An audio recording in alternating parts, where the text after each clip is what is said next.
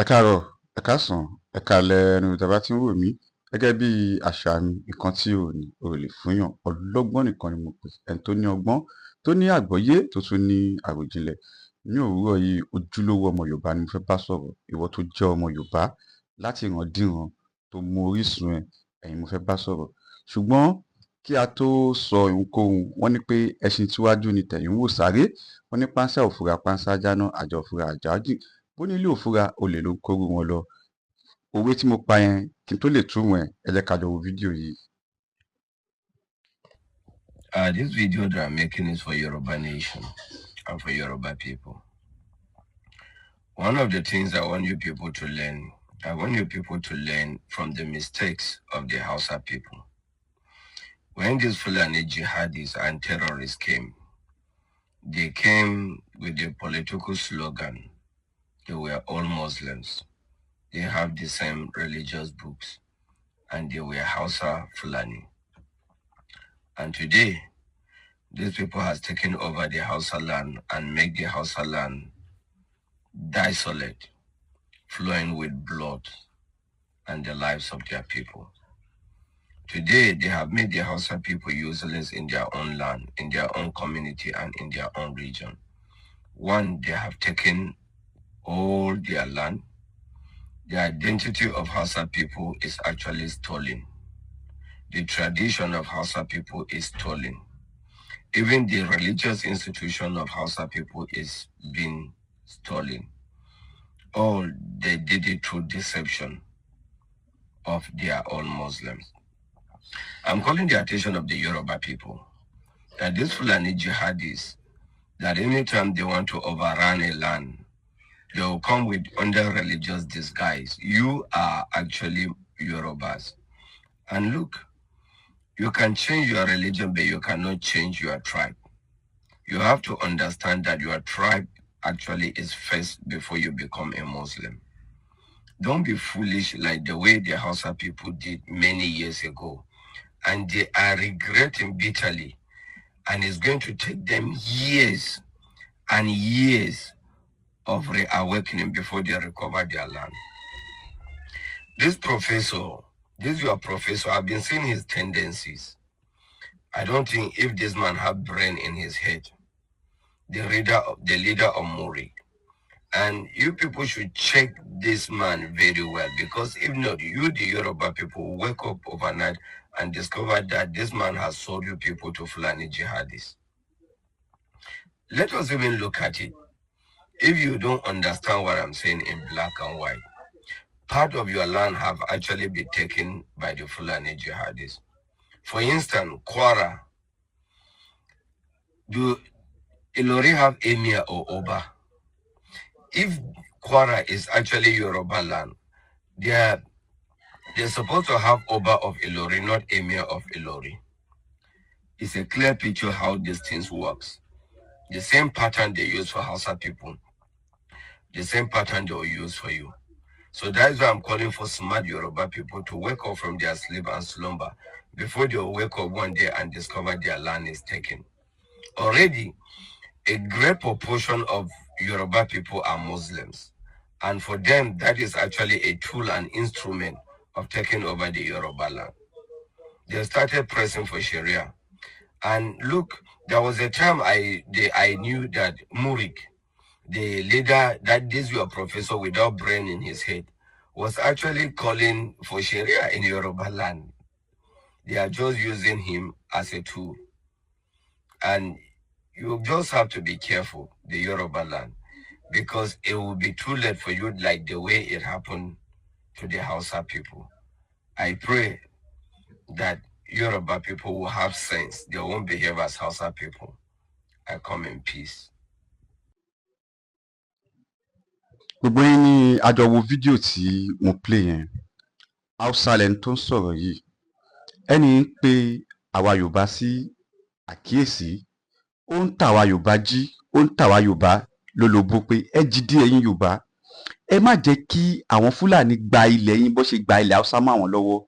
Ẹ̀yin Yorùbá ẹ sọnù, ẹ má bàa sọnù. Ẹ má jẹ́ káwọn Fúlàní gba ilẹ̀ Hausa bó ṣe gba ẹ má jẹ́ káwọn Fúlàní gba ilẹ̀ Yorùbá bó ṣe gba ilẹ̀ Hausa lọ́wọ́ àwọn ilẹ̀ haúsá lọ́wọ́ àwọn haúsá ṣe rí àwọn fúlàní gẹ́gẹ́ bí bọ̀bọ̀ ìṣòro sọ ọ máa wá under religion ọ máa sọ fún yín pé ọ̀kan ni gbogbo wa nínú ẹ̀sìn nínú religion ọmọ ìyá mi tajọ bíra wa bákan náà a kì í ṣọmọ ìyá o tèmi bá ń ṣe christian tí ọmọ ìyá mi ṣe muslim nínú ẹ̀sìn yẹn kò kì í ṣọmọ ìyá mi ẹni ẹ̀sìn ló máa ń jẹ́ ká di ọmọ ìyá mi nínú ẹ̀sìn so àwọn fúlàní máa wá gbé ẹ̀sìn wá sílẹ̀ haúsá gangan ní àṣà àti ṣe wọn gẹ́gẹ́ bí ẹni ṣe ń sọ nǹkan tó ń pè ní àṣà àti ṣe mo máa sọ díẹ̀ ní fídíò yìí wọ́n á ń pè ní culture ìwà èèyàn ló ń di àṣà èèyàn ló ń di ìṣe èèyàn ẹ̀yin Yorùbá ẹ tají náà àṣà àti ṣe kò kì í ṣe nǹkan tí ò dáa ṣe rí ní bọ́lá wọn ṣe dá wa àwa Yorùbá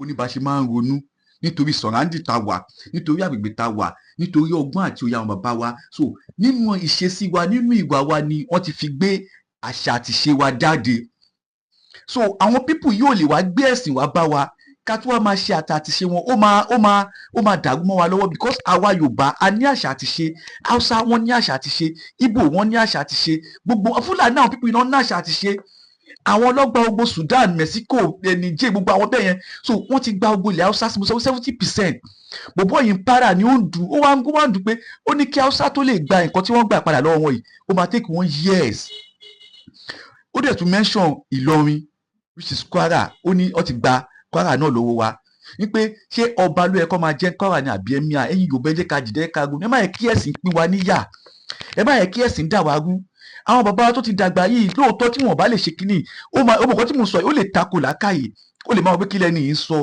tí o bá fẹ́ ronú gẹ́gẹ́ bí ọmọ Yorùbá gẹ́gẹ́ bí kókè ẹ̀sìn ọ̀nú ẹ̀sìn má fi orí ẹ̀ tó bá fi mo sọ pé gbogbo ẹni tó bá ti jẹ́ pé ó ń ronú bí ẹ̀sìn ò ní ọgbọ́n a kì í lẹ́sìn ká lọ́gbọ́n ìgbàgbọ́ ló ń ṣíwájú ẹ̀sìn tó bá ti kọ́kọ́ lọ fi ìgbàgbọ́ ẹ síbi ẹ̀sìn tó bá wá dénú ẹ̀sìn yẹn gbogbo nǹkan tó bá ń gbọ́nú ẹ̀sìn yẹn ó gbọ́dọ̀ question ẹ̀ kò sí àyè fún ẹ láti question ẹ̀ báwo ni mi máa ṣe ẹ̀sìn tí mi ò ní lè béèrè àwọn nǹkan tó ń takò làákàyè àwọn nǹkan tí ò ṣe gbọ́ sétí wọ́n ṣe feed wa ní religion yẹn wọ́n ní kékeré ni mùsùlùmí ti ń kọ́ ọmọ ẹ̀ ní ẹlẹ́sìn àbí kékeré ọmọ ìmàlẹ́ ti ń kọ́ ọmọ ẹ̀ lẹ́sìn láti kékeré ọmọ tí ò tí ì dọ́wọ́ tún yàtọ̀ sóòsì ẹ ti fi kòbókò na orí ẹ̀ bí kò lè nǹkan tí ò mọ̀ ẹ fẹ́ gbà sínú orí ẹ̀ tipátipá ọmọ tó ń lọ léèwé kò mọ̀wé bí tíṣà fẹ́ nu ayé ìbàdàn sí ìyẹn kò mọ̀wé ẹni tó ń lọ lé kéwì náà sí ìyẹn kí ni yẹn nǹkan tí ọmọ máa jẹ́ láti ọ̀run tó máa jẹ́ láyé ó ti gbé wá láti òkú kí ṣe nǹkan tí a máa jẹ sẹ́nu nǹkan tí a máa jẹ́ nílé ayé yìí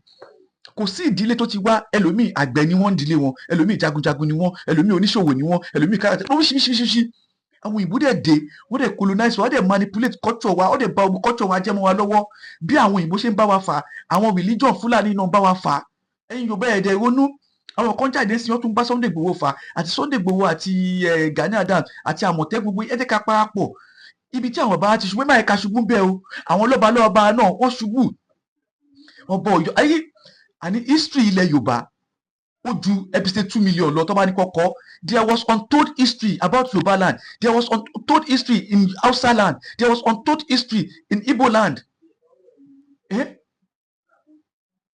ọwọ́ ṣùnùkú la fi ń wo ọgbọ́n òdigi láì rókùn okùn kan ò dẹ̀ di bàrà mẹ́ta ọgbọ́n òdigi láì rí okùn tẹ̀dẹ̀ tún wò yẹn kò di bàrà mẹ́ta ṣé ẹ mọ̀ pé ilé ayé ta wà yìí wọ́n kóòdù ẹ̀ ni àwọn bàbá wa dẹ̀ mọ̀ bó ṣe kóòdù ẹ̀ ọ kóòdù ọ̀rọ̀ ilé ayé sínú ohun tá à ń sọ yìí òwe lẹ́ṣin ọ̀rọ̀ lẹ́ṣin òwe tí ọ̀rọ̀ bá sọnù òwe la máa fi wá kò sí àwọn òyìnbó yìí wò pé àwọn bàbá wa there was not written wípé wọn ò ní àkọọ́lẹ̀ torí ẹ̀ lọ wípé wọ́n manipulate culture wọ́n pa culture wa rẹ́ ọ́ tún ìtàn wa kọ fún wa ìtàn wa kọ́ là ń kà ní Google ìtàn wa kọ́ là ń kà ní Bible ìtàn wa kọ́ là ń kà ní Quran gbogbo history book of Nigeria kò kí ṣe ìtàn wa ó tún ìtàn wa kọ fún wa ni inú òwe tó bá fẹ́ mọ ìtàn Yorùbá ó wà nínú òwe àwọn òwe kọ́ńkọ́ wà nínú òwe Yorùbá tó pé kò kí ń ṣe òwe wa wọ́n ti manipulate òwe yẹn mọ́ wa lọ́wọ́ kí lórí lọ́bẹ̀ tó fi wá rú sọ́wọ́ kí ló ń jẹ́ wá rú sọ́wọ́ kí lórí lọ́bẹ̀ tó fi wá rú ọwọ́ ni oríṣiríṣi bẹ́ẹ̀ wọ́n ti ẹjọ́ ẹgbọ́n nǹkan tí gbogbo ẹ̀ sọ ó ń dùn ní o wọ́n ti gba ogun ilẹ̀ Haúsá gan àwọn Haúsá tá à ń rí ìkọrin Haúsá Fúlàní là ń rí tá à ń pè wọ́n láúsá tó ìgòrí ẹ̀sìn lọ́ fi ń ṣe ó gba àwọn Boko Haram gba àwọn tó ń jẹ́ nígbè ìgòrí ẹ̀sìn lọ́ fi ń ṣe ọlọ́gbọ́n o olóye o ọ̀rọ̀ àbọ̀ là ń sọ fún ọmọlúwàbí tó bá dé inú ẹ̀ àdòdì mò ń bọ̀ mi ò tí ì dé.